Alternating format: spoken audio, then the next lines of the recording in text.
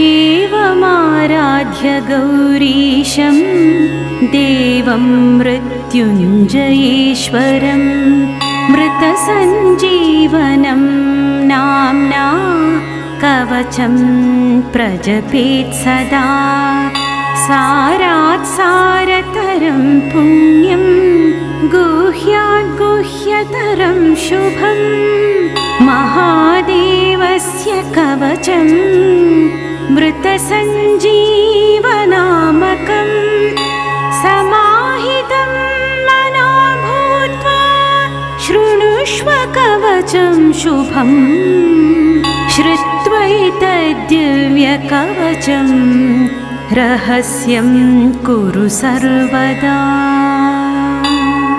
वराभयकरो यज्वा सर्वदेव निषेवितः मृत्युञ्जयो महादेव प्राच्यां मां पातु सर्वदा। दधानशक्तिमभयां त्रिमुखं षड्भुजप्रभुः सदाशिवोऽग्निरूपी माम् आग्नेयां पातु सर्वदा। अष्टादशभुजोऽपि तु दण्डाभयकरो विभुः यमरूपी महादेवो दक्षिणस्यां सदावतुः। खड्गाभयकरो धीरो रक्षो गणनिषेवितः रक्षोरूपी महेशो मां नैऋत्यां सर्वदावतुः। पाशाभयभुज सर्व रत्नाकरनिषेवित वरुणात्मा महादेव पश्चिमे मां सदावतुः। गदाभयकर प्राणनायक सर्वदा गतिः वायव्यां मारुतात्मा मां शङ्कर पातु सर्वदा। शङ्खाभयकरस्थो मां नायकः परमेश्वरः सर्वात्मान्तरदिग्भागे पातु मां शङ्करप्रभुः। शूलाभयकरः सर्वविद्यानामधिनायक ईशानात्मा तथैशान्यां पातु मां परमेश्वरः। ऊर्ध्वभागे ब्रह्मरूपी विश्वात्माधः सदावतुः। शिरो मे शङ्कर पातु ललाटं चन्द्रशेखरः। भ्रूमध्यं सर्वलोकेश स्त्रीनेत्रो लोचनेवतु। भ्रूयुग्मं गिरिशः पातु कर्णौ पातु महेश्वरः। नासिकां मे महादेव ओष्ठौ पातु वृषध्वजः। जिह्वां मे दक्षिणामूर्तिर्दन्तान् मे गिरिशोऽवतुः। मृत्युञ्जयो मुखं पातु कण्ठं मे नागभूषण। पिनाकी मत्करो पातु त्रिशूली हृदयं मम। पञ्चवक्त्रस्तनौ पातु उदरं जगदीश्वरः। नाभिं पातु विरूपाक्ष पार्श्वौ मे पार्वतीपतिः। कटिद्वयं गिरीशो मे पृष्ठं मे प्रमथाधिपः। गुह्यं महेश्वरः पातु ममोरु पातु भैरवः। जानुनी मे जगद्धर्ता जङ्घे मे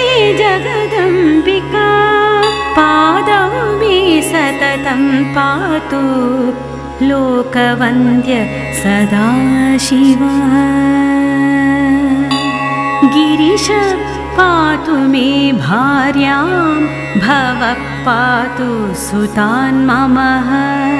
मृत्युञ्जयो ममायुष्यं चित्तं मे गणनायकः।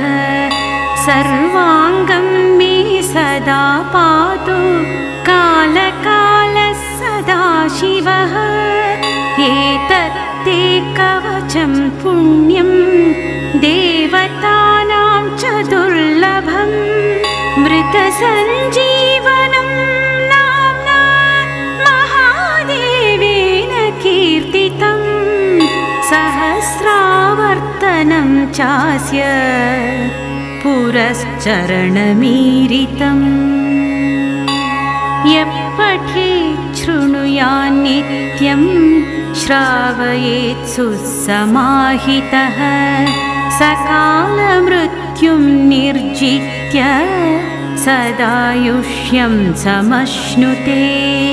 हस्तेन वा यदा स्पृष्ट्वा मृतं सञ्जीवयत्यसौ। आधयो व्याधयस्तस्य न भवन्ति कदाचन। कालमृत्युमपि प्राप्तमसौ जयति सर्वदा। अणिमादिगुणैश्वर्यं लभते मानवोत्तमः। युद्धारम्भे पठित्वेदम् अष्टाविंशतिवारकम्। युद्धमध्ये स्थितः शत्रु सद्यः सर्वैर्न दृश्यते। न ब्रह्मादीनि चास्त्राणि क्षयं कुर्वन्ति तस्य वै। विजयं लभते देव युद्धमध्येऽपि सर्वदा।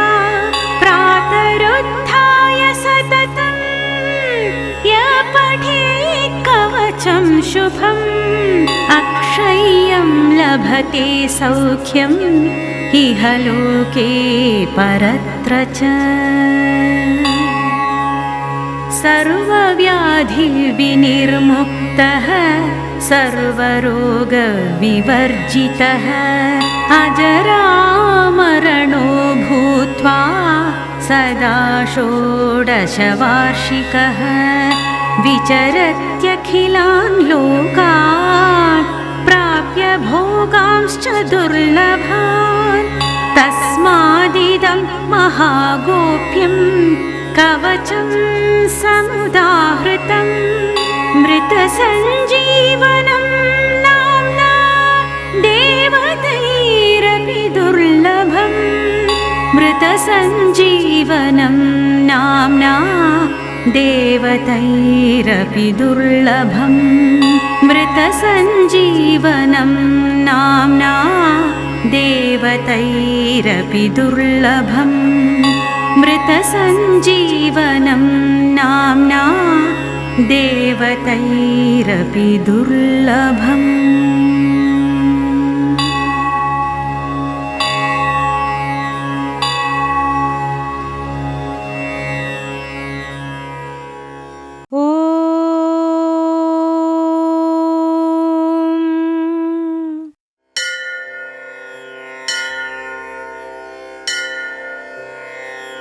कृपासमुद्रं सुमुखं त्रिनेत्रं जटाधरं पार्वती वामभागं सदाशिवं रुद्रमनन्तरूपं चिदम्बरेशं हृदि भावयामि। वाचामतीतं फणिभूषणाङ्गं गणेशतातं धनदस्य मित्रं कन्दर्पनाशं कमलोत्पलाक्षं चिदम्बरेशं हृदि भावयामि। रमेशवन्द्यं रजताद्रिनाथं श्रीवामदेवं भवदुःखनाशं रक्षाकरं राक्षसपीडितानां चिदम्बरेशं हृदि भावयामि। देवादिदेवं जगदेकनाथं देवेशवन्द्यं शशिखण्डचूडं गौरीसमेतं कृतविघ्नदक्षं चिदम्बरेशं हृदि भावयामि। वेदान्तवेद्यं सुरवैरिविघ्नं शुभप्रदं भक्तिमदन्तराणां कालान्तकं श्रीकरुणाकटाक्षं चिदम्बरेशं हृदि भावयामि। हेमाद्रिचापं त्रिगुणात्मभावं गुहात्मजं व्याघ्रपुरीशमाद्यं श्मशानवासं वृषवाहनस्थं चिदम्बरेशं हृदि भावयामि। आद्यन्तशून्यं त्रिपुरारिमीशं नन्दीशमुख्यस्तुतवैभवाढ्यं समस्तदेवै परिपूजिताङ्घ्रिं चिदम्बरेशं हृदि भावयामि। तमेव भान्तं ह्यनुभाति सर्वम् अनेकरूपं परमार्थमेकं पिनाकपाणिं भवनाशहेतुं चिदम्बरेशं हृदि भावयामि। विश्वेश्वरं नित्यमनन्तमाद्यं त्रिलोचनं चन्द्रकलावतंसं पतिं पशूनां हृदि सन्निविष्टं चिदम्बरेशं हृदि भावयामि। विश्वाधिकं विष्णुमुखैरुपास्यं त्रिलोचनं पञ्चमुखं प्रसन्नं उमापतिं पापहरं प्रशान्तं चिदम्बरेशं हृदि भावयामि। कर्पूरगात्रं कमनीयनेत्रं कंसारिमित्रं कमलेन्दुवक्त्रं कन्दर्पगात्रं कमलेशमित्रं चिदम्बरेशं हृदि भावयामि। विशालनेत्रं परिपूर्णगात्रं गौरीकळत्रं हरिदम्बरेशं कुबेरमित्रं जगतः पवित्रं चिदम्बरेशं हृदि भावयामि।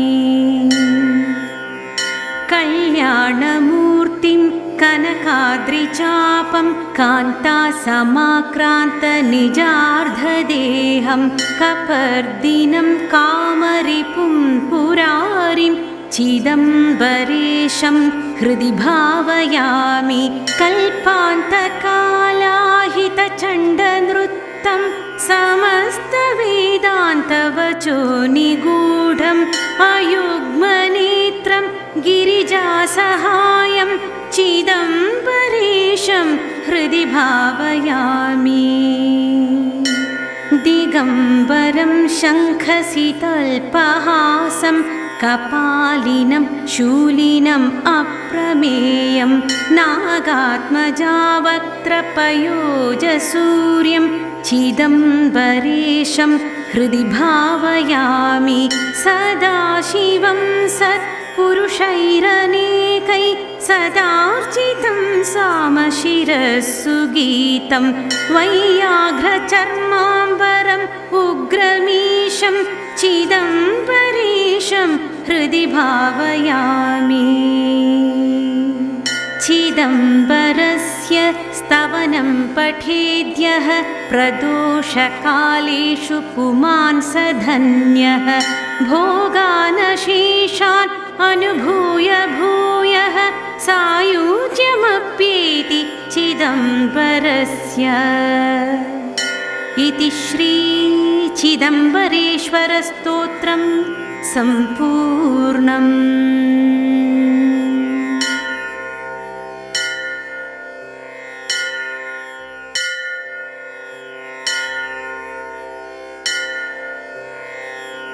श्रीगणेशाय नमः। यमनियमाद्यङ्गयुतेर्योगैर्यत्पादपङ्कजं द्रष्टुं प्रयतन्ते मुनिवर्यास्तमहं प्रणमामि चन्द्रचूडालम्। यमगर्वभञ्जनचणं नमतां सर्वेष्टदानधौरेयं शमदमसाधनः सम्पल्लभ्यं प्रणमामि चन्द्रचूडालम्। यं द्रोणबिल्वमुख्यैः पूजयतां त्वारिमत्तमातङ्गाः कण्ठे लसन्ति विद्यास्तमहं प्रणमामि चन्द्रचूडालम्। नलिनभवपद्मनेत्रप्रमुखामर सेव्यमानपदपद्मं नतजनविद्यादानप्रवणं प्रणमामि चन्द्रचूडालम्। नुतिभिर्देववराणां मुखरीकृतमन्दिरद्वारं स्तुतमदिमवाक्तिभिः सततं प्रणमामि चन्द्रचूडालम्। जन्तोस्तव पादपूजनकरणात् करपद्मगाः पुमर्था स्युः मुरहरपूजितपादं तमहं प्रणमामि चन्द्रचूडालम्।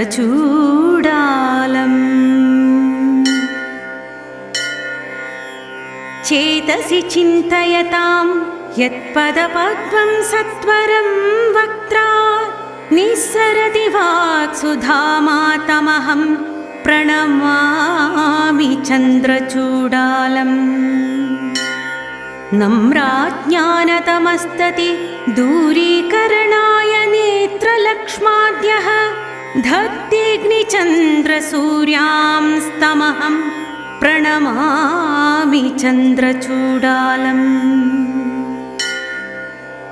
अष्टकमेतत्पठतां स्पष्टतरं कष्टनाशनं पुंसाम् अष्टददातिः सिद्धिरिष्टसमष्टिश्च चन्द्रचूडालः।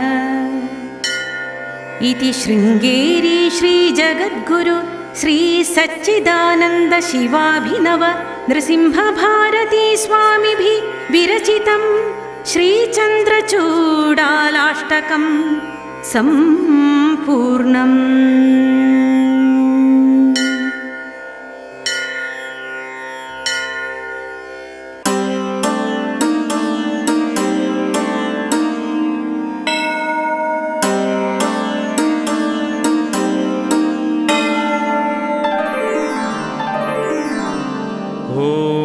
अस्य श्री शिवरक्षास्तोत्रमहामन्त्रस्य याज्ञवल्क्य ऋषिः श्री सदाशिवो देवता अनुष्टुप् छन्दः। श्री सदाशिव प्रीत्यर्थे श्री शिवरक्षास्तोत्र जपे विनियोगः। चरितं देवदेवस्य महादेवस्य पावनम् अपारं परमोदारं चतुर्वर्गस्य साधनम्। गौरविनायकोपेतं पञ्चवक्त्रं त्रिनेत्रकं शिवं ध्यात्वा दशभुजं शिवरक्षां पठेन्नरः। गङ्गाधरशिरः पातु पालमध्येन्तु शेखरा नयने मदनध्वंसी कर्णौ सर्पविभूषणा। घ्राणं पातु पुराराति मुखं पातु जगत्पति जिह्वां वागीश्वरः पातु कन्धरां शशिकन्धरा श्रीकण्ठ पातु मे कण्ठं स्कन्धौ विश्वधुरन्धरा भुजौ भूभारसंहर्ता करौ पातु पिनाकधृत् हृदयं शङ्करः पातु जठरं गिरिजापति नाभिं मृत्युजयं पातु कव्याघ्राजिनाम्बरा शक्तिनी पातु दीनार्ता शरणागतवत्सला ऊरू महेश्वरः पातु जानुनी जगदीश्वरा जङ्घे पातु जगत्कर्ता गुल्फौ पातु गणाधिपा चरणौ करुणासिन्धु सर्वाङ्गानि सदाशिवा एतं शिवबलोपेतं रक्षां यः सुकृती पठेत् स भुक्तावसकलान् कामान् शिवसायुज्यमाप्नुयात् ग्रहभष्ट्रतपिशाचाद्या स्त्रैलोके विचरन्ति ये दुरादासु पलायन्ते शिवनामाभिरक्षणात् अभयङ्करनामेदं कवचं पार्वतीपते भक्त्वा बिभर्ति यः कण्ठे तस्य वश्यं जगत्त्रयम् इमां नारायणस्वप्ने शिराक्षां मदाधिशतक्षा प्रातुरुद्धाय योगीन्द्रो याज्ञवल्क्यस्तदा लिखित् प्रातुरुद्धाय योगीन्द्रो याज्ञवल्क्यस्तदा लिखित्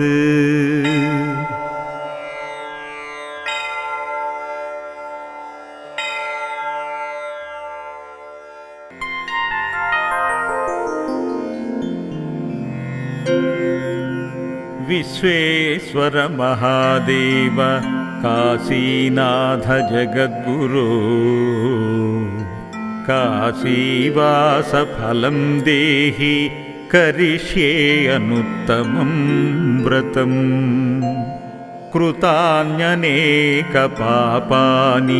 जन्म जन्मान्तरेषु वै तानि सर्वाणि नश्यन्तु काशीक्षेत्रस्य सेवया त्वद्भक्तिकाशीवासं च राहित्यं पापकर्मणां सत्यङ्गैः श्रवणाद्वैश्च कालो गच्छतु मे सदा हर शम्भो महादेव सर्वज्ञसुखदायका पुनः पापमतिर्मास्तु धर्मबुद्धिस्तदास्तु मे तव पादाम्बुजद्वन्द्वे निर्द्वन्द्वा भक्तिरस्तु मे आकलेवरपातं च काशीवासोऽस्तु मे अनिशम् इन्द्रपदं न वाञ्छामो न चान्द्रं नास्य देवहि वाञ्छाम केवलं मृत्युं काश्यां शम्भो न पुर्नवम् श्रीकाशीनाथचरणौ मनसा स्मरामि श्रीकाशीनाथचरणौ वचसा गृह्णामि श्रीकाशीनाथचरणौ शिरसा नमामि श्रीकाशीनाथचरणौ शरणं व्रजामि गुरवे सर्वलोकानां विषजे भवरोगिणां निधये सर्वविद्यानां दक्षिणामूर्तये नमः।